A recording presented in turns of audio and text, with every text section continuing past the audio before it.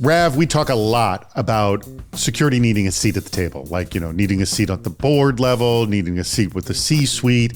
But one of the things security also needs is a seat with the sales-driven effort. How does security need to be involved in the sales process? Everything around sales is around building a relationship, and everything around building a relationship is around building trust.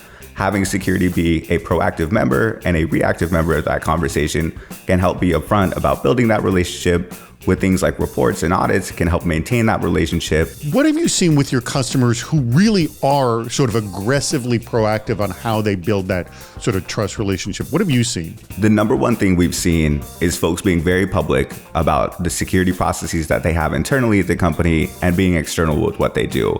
It's very helpful to build these relationships. It's very helpful to include as part of like the proactive offering of what the company does, and helps enable sales because folks come with an implicit trust with the company since you've been so upfront with what you're doing internally. I don't think I've heard of the live trust center. Is that kind of common now? Are you seeing more of that? Absolutely. I think the industry for security as a whole has shifted from being very reactive, with items like policies and audit reports, to now being very proactive and upfront with what's happening. With things like trust centers, like Vanta's Trust Center, what you do is be able to plug into internal systems. You get to run these tests and scripts and processes against them. And what we do is update essentially what a real-time trust center would look like. What do you find are the 2 or 3 questions that are just so critical that essentially customers want to hear when they're building that trust?